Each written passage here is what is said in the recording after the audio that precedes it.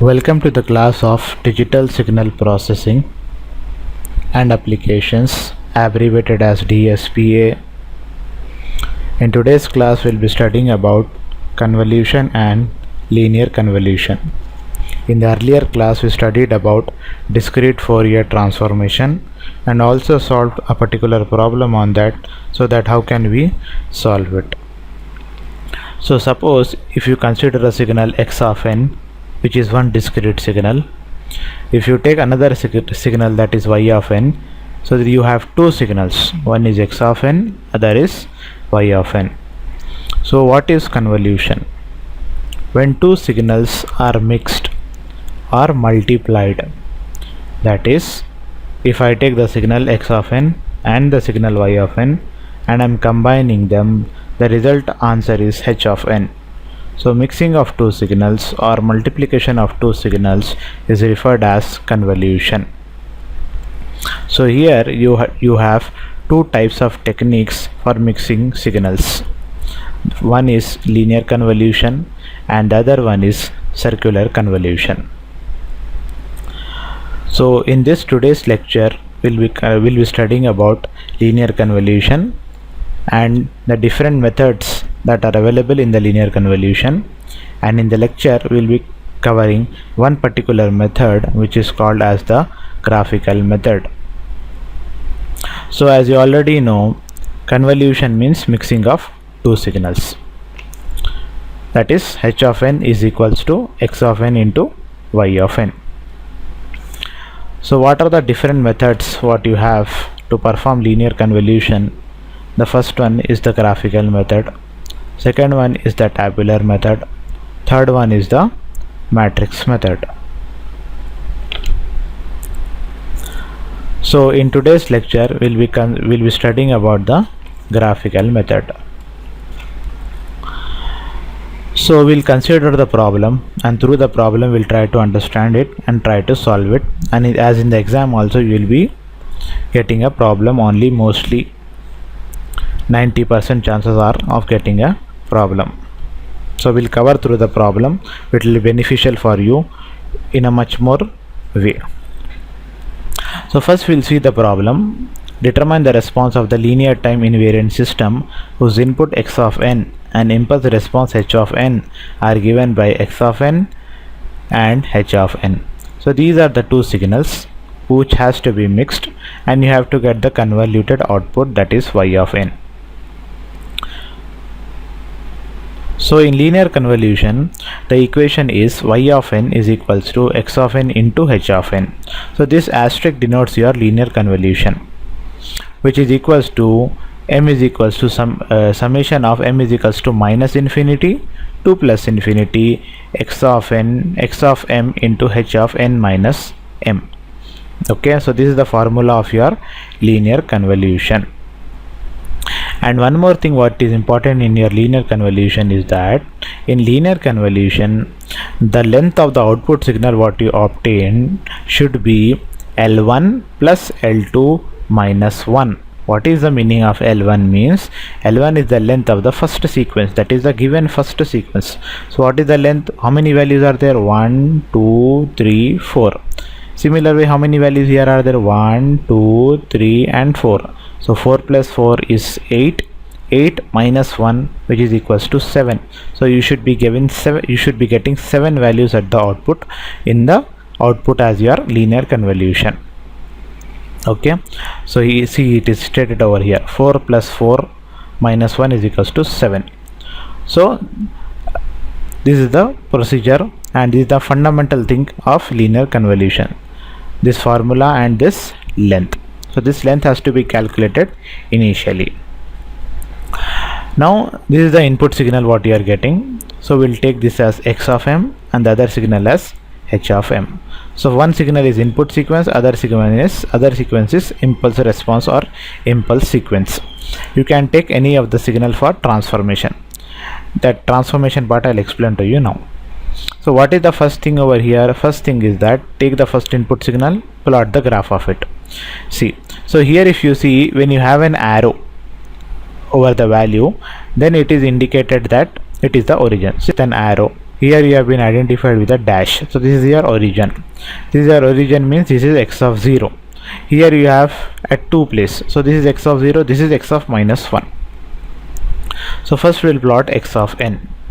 So if you plot x of n, for x of 0 value is 1, for second value, that is for x of 1 it is 2, for third value for 2 it is 0.5. so you are plotting the amplitudes, that is you are plotting the graph. Now we will take the second one.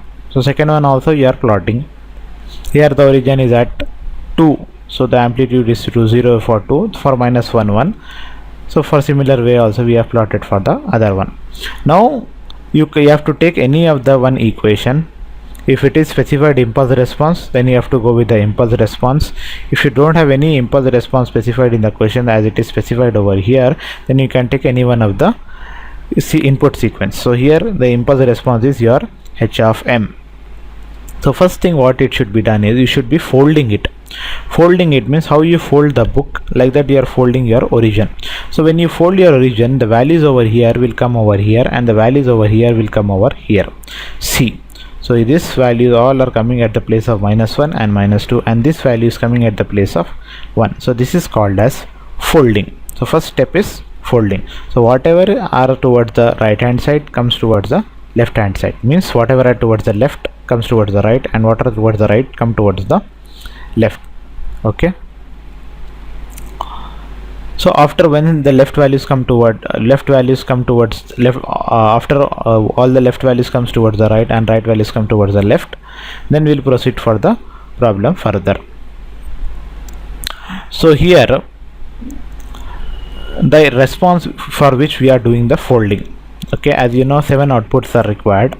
So for the output, for the response which you are considering, that particular sequence should be followed for the samples. Meaning is that here the sequence is starting from minus 1. So minus 1, 0, 1, 2, 3, 4, 5 till 5. 7 values you should be getting. Okay, so minus 1, 0, 1, 2, 3, 4, 5. This will make you nearly equal to 7 values. So till pi of I you should be calculating. Okay, here. So first step is folding.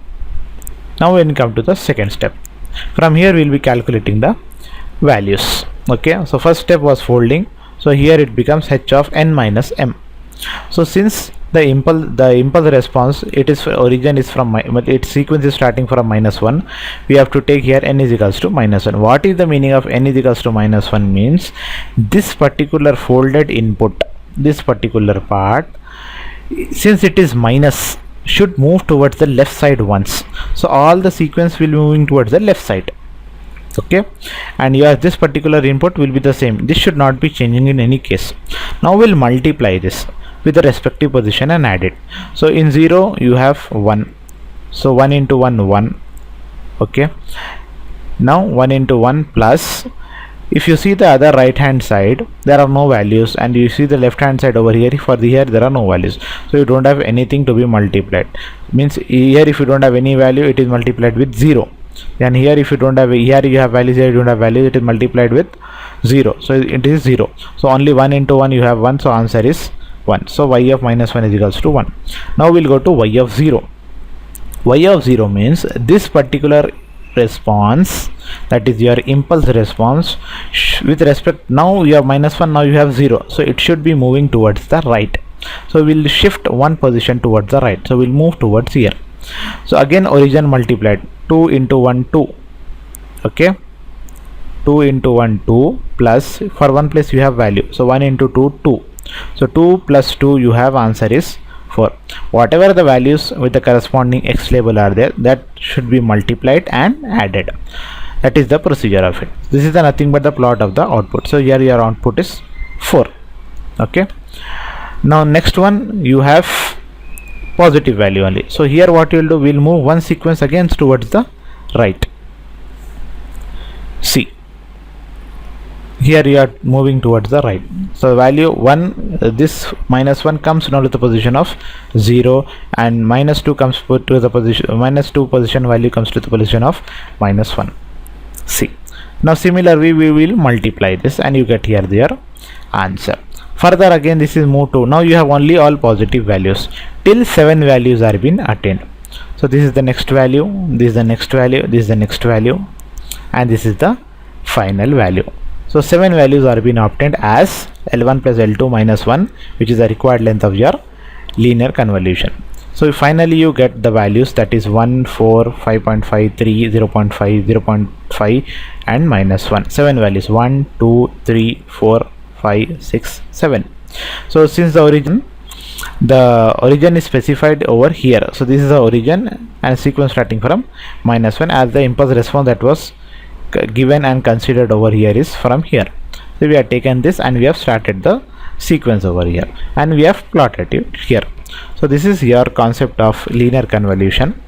If you have any doubts, you can feel free to comment me, and this type of same problem, do it in your assignment on the paper, same problem, solve it and send it to me along with your attendance, where you have a portion of uploading the document. In the next class we will be covering the tabular method and also the matrix method. Thank you.